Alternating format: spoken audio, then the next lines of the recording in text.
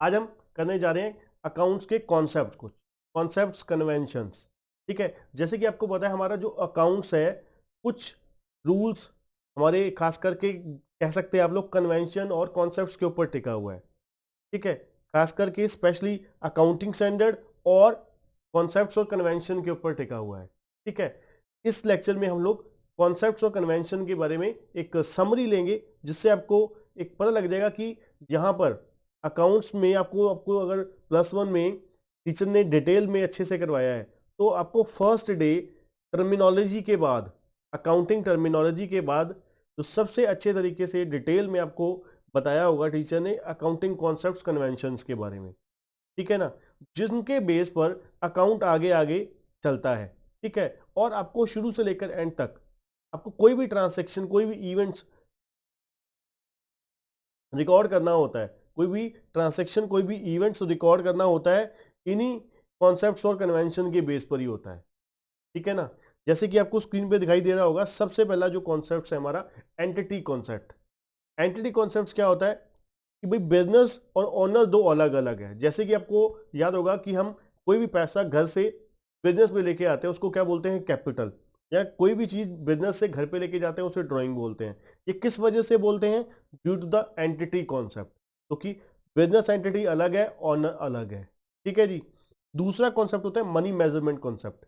Money measurement concept क्या कहता है कि भाई वो सभी चीजें बुक्स में रिकॉर्ड होंगी, वो सभी आइटम्स आइटम्स थिंग्स चीजें बुक्स में रिकॉर्ड होंगी जो क्या है मनी में मेजर की जा सकती हैं, जो मनी में मेजर की जा सकती हैं।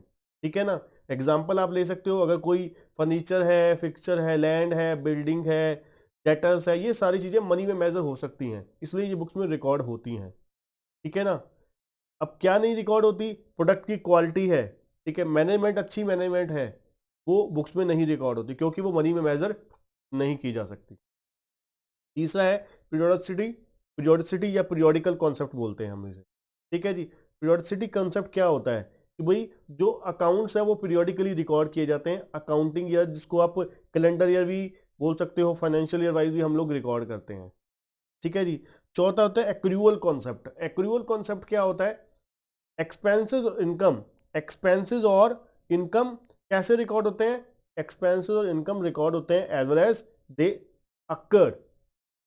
ठीक है ना, जैसे कि अब मान लो किसी एम्प्लॉई ने हमारे पास साल में 12 महीने काम किया। ठीक है, अभी हमने उसे 11 महीने की सैलरी पे करी है।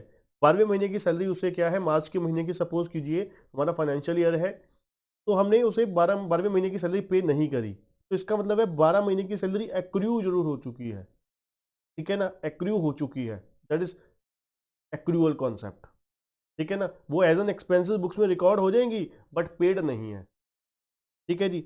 उसके बाद है मैचिंग कॉन्सेप्ट।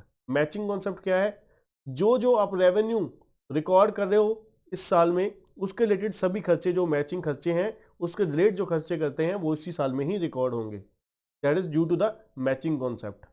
ठीक है जी। नेक्स्ट है going concern concept. Going concern concept क्या होता है कि भाई हम लोग एसेट्स और लायबिलिटी किस पे रिकॉर्ड करते हैं, एट कॉस्ट पे। क्यों क्यों, due to the going concern concept. हम मान के चलते हैं बिजनेस जो है लंबे समय तक चलेगा, आने वाले एन नंबर ऑफ ईयर्स के लिए चलेगा, एटलीस्ट वन ईयर के लिए।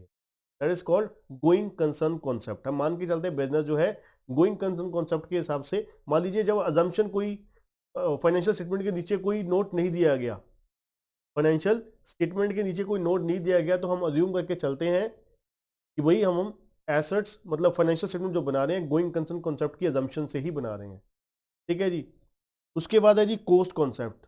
एसेट्स हमारी जो है कोस्ट कॉन्सेप्ट के अकॉर्डिंग, मतलब एट कोस्ट पे रिकॉर्ड होती है, उसकी मार्केट वैल्यू के हिसाब से नहीं रिकॉर्ड होती। ठीक है, या फिर नेट रियलाइजेबल वैल्यू क्या है या मार्केट वैल्यू क्या है उसके हिसाब से नहीं रिकॉर्ड होती है। एसेट्स जो है कोस्ट पे रिकॉर्ड होती है। नेक्स्ट है रियलाइजेशन कॉन्सेप्ट। रियलाइजेशन कॉन्सेप्ट हम कब फॉलो करते हैं, जब क्या है गोइंग कंसर्न कॉन्सेप्ट जो क्या है इन अप्रोप्रिएट हो जाता है। Going concern concept in appropriate जब हो जाता है तो फिर रियलाइजेशन कॉन्सेप्ट फॉलो किया जाता है।